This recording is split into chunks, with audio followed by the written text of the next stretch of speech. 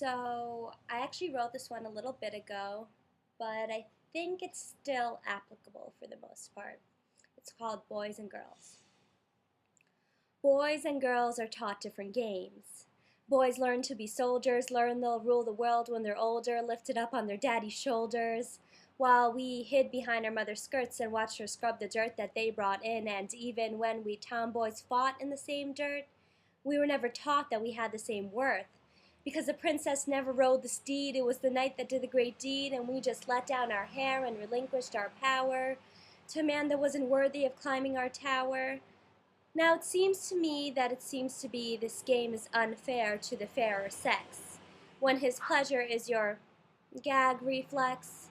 Not that I'm complaining because we do get ours, but in the battle of the powers, decorating dollhouses loses out to climbing those towers.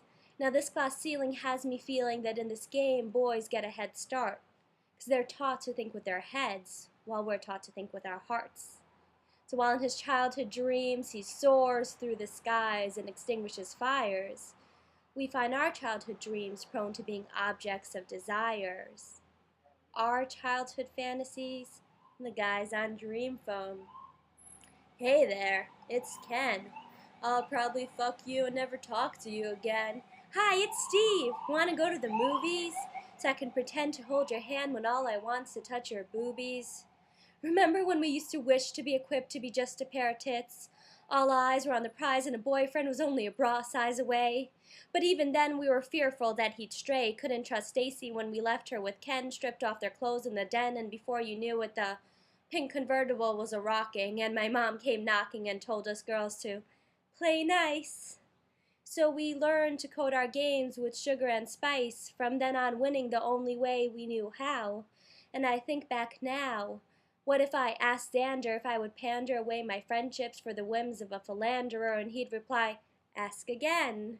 And I'd turn to my friend and she'd pretend like she'd never do that kind of thing, while she eyes my ring pop and we find ourselves heading for a perfect wedding, so caught up in the mall madness that we don't see sadness in the fact that we're trying to buy our sense of self, filling our shelves with short skirts and tube tops, licking our lollipops, as if we don't know the meaning of this gesture toward his direction, too young to distinguish between an erection and affection, girls wearing women's bodies that they aren't yet comfortable in, walking around in glittered makeup as if it's a second skin, but all that glitters isn't gold, and just 'cause he pays for the date doesn't mean you should be sold.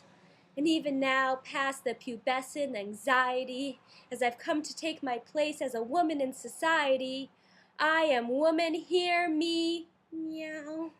See, I never learned to roar 'cause I didn't know how to be anything but a pretty pussy, pretty pleasing and seizing to embrace my PMS. I'm pretty sure this rage is justified by more than premenstrual stress.